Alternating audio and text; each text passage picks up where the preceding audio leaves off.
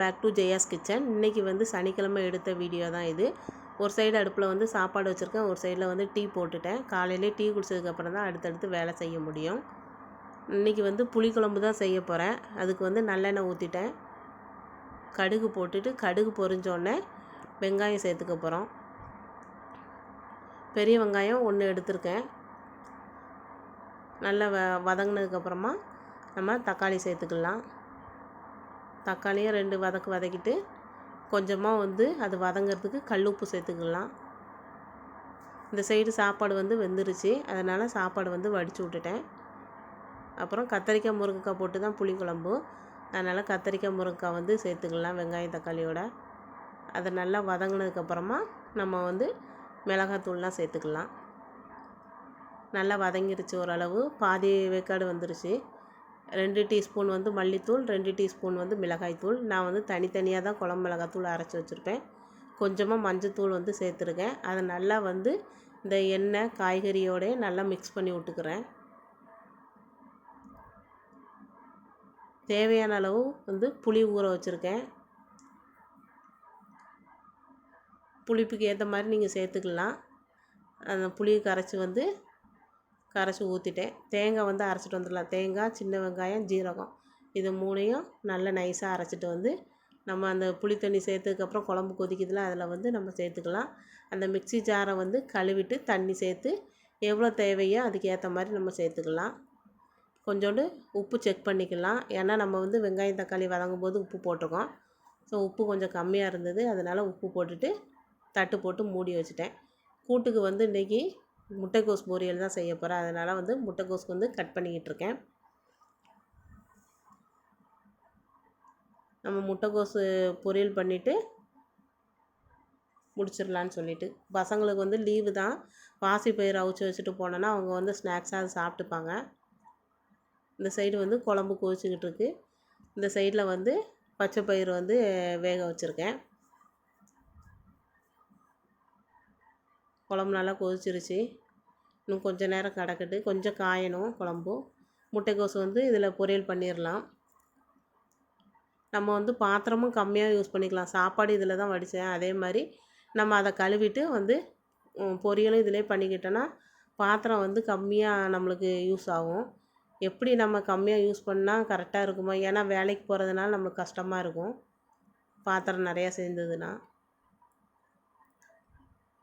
அதுக்கப்புறமா இதில் வந்து எண்ணெய் ஊற்றிட்டு கடுகு, காஞ்ச மிளகாய், வெங்காயம், கருவேப்பிலை நல்லா வதங்கினதுக்கப்புறமா தண்ணியில் வந்து வெட்டி வச்சுருக்கோம்ல முட்டைக்கோஸ், அதை வந்து சேர்த்துட்டு நல்லா வதங்கினதுக்கப்புறம் ஒரு பாதி வதங்கினதுக்கப்புறம் உப்பு சேர்த்துக்கலாம். நல்லா மிக்ஸ் பண்ணிவிட்டு கொஞ்சமாக வந்து லாஸ்ட்டில் இறக்கும்போது தேங்காய் சேர்த்துக்கலாம்.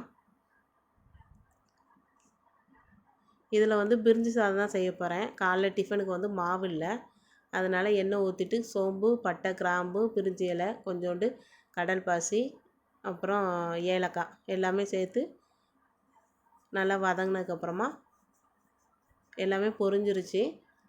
அதுக்கப்புறமா நம்ம வந்து வெங்காயம் சேர்த்துக்கலாம்.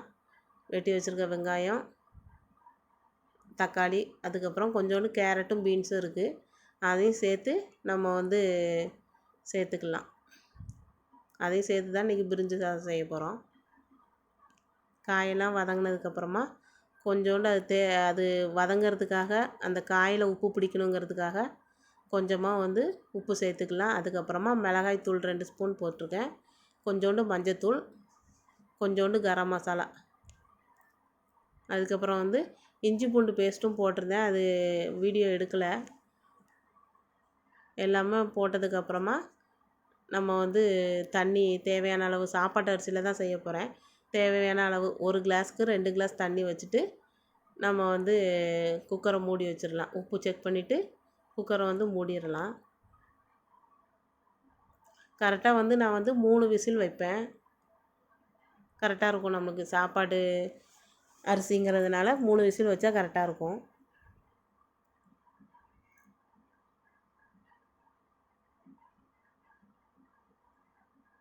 இந்த சைடு அடுப்பில் வந்து குழம்பு கொதிச்சுக்கிட்டு இருக்கு. இன்னும் கொஞ்சம் அது காயணும், அதனால் வந்து வெயிட் பண்ணணும். இது நல்லா ஒரு கிண்டு கிண்டிட்டு, ஏன்னா அந்த மசாலாலாம் அப்படியே கீழே தங்கிடும். அதனால் நல்லா வந்து கிளறி விட்டுட்டு குக்கரை மூடிட்டு ஒரு 3 விசில் வச்சோன்னா கரெக்டாக இருக்கும். நல்லா அது அந்த கேஸ் வெளியானதுக்கப்புறமா நம்ம ஓப்பன் பண்ணோன்னா சாப்பாடு வந்து நல்லா உதிரி உதிரியாகவே இருக்கும். நம்ம உடனே எடுத்துட்டோன்னா வேகாது. கொஞ்சம் வந்து எப்படி சொல்கிறது, கொஞ்சம் விதையாவே இருந்த மாதிரி இருக்கும். இந்த சைடில் வந்து வேலையெல்லாம் முடிஞ்சிச்சு. சிங்க்லாம் பாத்திரம் இருந்தது, அதையும் வந்து பாருங்கள், நான் இவ்வளோ பாத்திரம் தான் யூஸ் பண்ணியிருக்கேன்.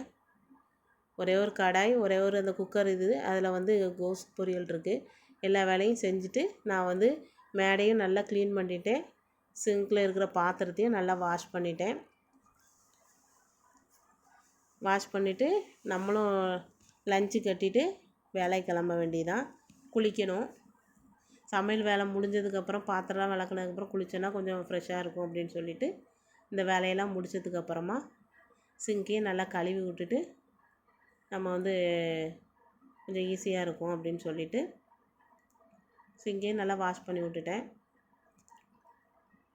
வாஷ் பண்ணிவிட்டு நம்ம வந்து குளிக்க போயிடலாம். அதுக்குள்ளே நம்மளுக்கு விசில் வந்துடும். அந்த வேலையும் முடிஞ்சது. பசங்களுக்கு வந்து பச்சை பயிறு அவிச்சு வச்சாச்சு. முட்டைக்கோஸ் பொரியல், சாப்பாடு எல்லாம் ரெடி ஆயிருச்சு. ஸோ சாப்பாடு வச்சுட்டு கோஸ் பொரியலும் எடுத்துக்கிட்டு நம்ம வந்து சாப்பாடு எல்லாமே கட்டிட்டு கிளம்புனோன்னா கரெக்டாக இருக்கும். குளிச்சுட்டு சாமி கும்பிட்டு கிளம்புறதுக்கு கரெக்டாக இருக்கும். நம்ம சேனல் பிடிச்சிருந்தா லைக் பண்ணுங்கள், ஷேர் பண்ணுங்கள், சப்ஸ்கிரைப் பண்ணுங்கள். வீடியோவை மறக்காமல் பாருங்கள், சப்போர்ட் பண்ணுங்கள். நான் வந்து 9:30க்கெலாம் வேலைக்கு கிளம்புவேன். அதனால் நம்மளுக்கு கரெக்டாக இருக்கும். தேங்க்யூ.